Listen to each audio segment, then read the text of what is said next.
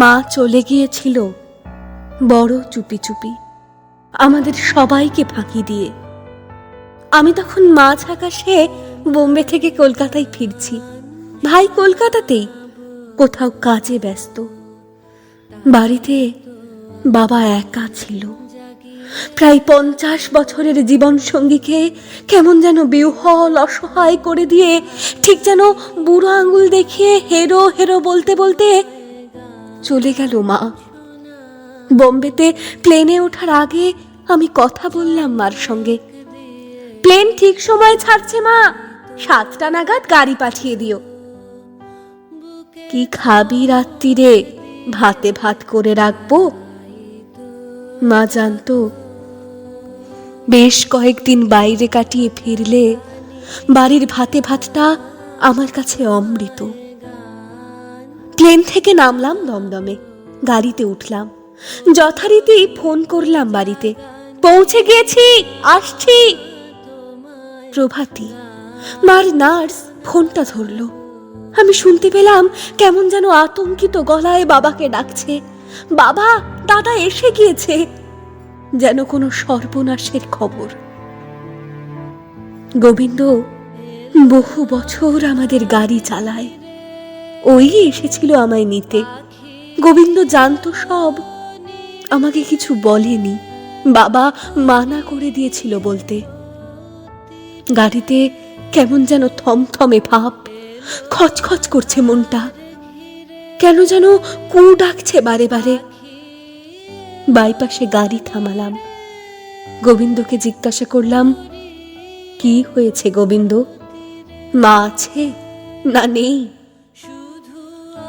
কিছুটা বোধহয় সময় নিয়েছিল গোবিন্দ, তারপর মাথা নেড়েছিল বড় মৃদু, প্রায় গতিহীন ভাবে। ঠিক এভাবেই যেন বৈতরণীর সামনে দাঁড়িয়ে জীবনের সব আকুতিকে নস্যাৎ করে দিয়ে চিরকাল মাথা নাড়েন মহাকাল। বাড়ি ফিরলাম। মা মার বিছানায় নিজের জায়গাটিতে শুয়ে, চোখ বন্ধ। আমি মার দুগালে হামি দিলাম, বাইরে থেকে ফিরলেই যেমন দিই। তারপর গালটা বাড়িয়ে দিলাম 42 বছরের অভ্যেসে। মা আমি দিল না। শ্মশান থেকে বাড়ি ফিরলাম অনেক রাতে। বাবা শুতে গেল অনেক বলা কওয়ার পর, আর আমি একা বসে রইলাম একতলার বসবার ঘরে। নিস্তব্ধ নিঝুম বাড়ি। এতদিন ধরে নিজের ঘরের বিছানার কোণটুকু ছিল যে মানুষটার সঙ্গী, বাড়ির বাকি ঘরগুলোয় যার পায়ের চিহ্ন পড়েনি প্রায় গত 2 বছর, সে যেন কেমন করে নিজে নিজে বাড়ি থেকে বেরিয়ে গিয়ে খা খা করে দিল আসবাবে ঠাসা গোটা 2 তলা বাড়িটা। মা আমাকে বলতো, আমি আসবো তোর কাছে, ঠিক আসবো, দেখিস। আর যদি না আসি বুঝবি আত্মা আসতে পারে না। আমি বিশ্বাস করেছিলাম মার কথা। মা তো কখনো মিথ্যে কথা বলে না। সবাই খুব অবাক হয়েছিল দেখে যে যতটা ভেঙে পড়ার কথা আমার, আমি তার চেয়ে অনেক অনেক বেশি শক্ত। আসলে মার ওই সান্ত্বনাটুকুই ছিল আমার শক্তি। জানতাম মা যখন বলেছে তখন ঠিক আসবে, আমাদের আবার দেখা হবে, কথা হবে। মা তো আমাকে আসি বলেও গেল না, তা কেমন করে হয়? রাতের পর রাত জেগে থেকেছি আমি। যদি মা আসে, মা তো এসে যদি দেখে আমি ঘুমিয়ে আছি, হয়তো ডাকবে না, চলে যাবে। দেবী পক্ষের চাঁদ যখন থালার মতো গোল হয়, সেই রাতে নাকি লক্ষ্মী ঠাকুর আসেন গৃহস্থের ঘরে, ডেকে বলেন, কে জাগরে? সেই থেকেই নাকি কোজাগরি। পূর্ণিমার রজত রশ্মি বেয়ে নেমে আসে শ্রী, শান্তি, সমৃদ্ধি, সৌন্দর্য, আসে কল্যাণ।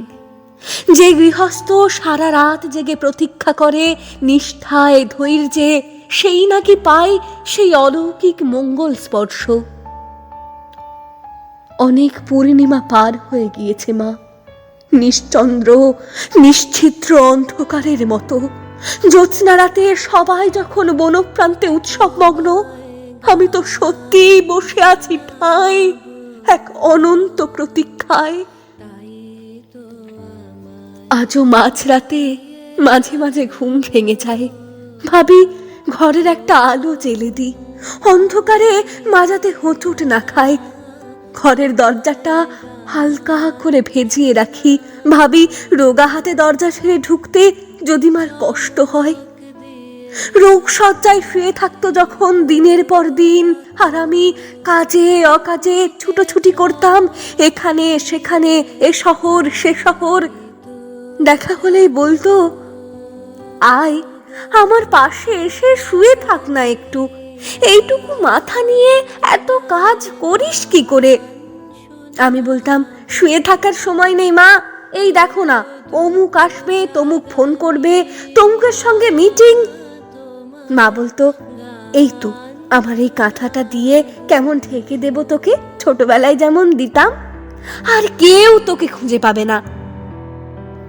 তারপর থেকে কত রাত জেগে সময় করেছি মা, রোজকার দিন থেকে তিল তিল সময় চুরি করে জমিয়ে রেখেছি এক অদৃশ্য লক্ষ্মীর ভাঁড়ে।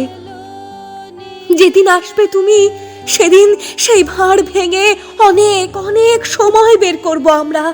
তারপর সারাদিন সারা রাত পাশাপাশি শুয়ে অনেক গল্প করব কাঁথা মুড়ি দিয়ে। দেখতে দেখতে পূর্ণিমার জ্যোৎস্নায় ভরে যাবে ঘর, নিবিড় কৃষ্ণ অরূপ অন্ধকার কান্তিময় হয়ে উঠবে শারদ বিভায়। চাঁদের নরম আলো মুছে দেবে সমস্ত বিষাদ, আর সেই অপূর্ব আলোর মাঝে বসে আমরা দু মা বেটা গল্প করেই যাব, করেই যাব, করেই যাব নিরন্তর। মাগো, তুমি শুধু একবার এলেই কোজাগরী পূর্ণিমা হয়ে যাবে আমার সব দুঃখ জাগানিয়ারা।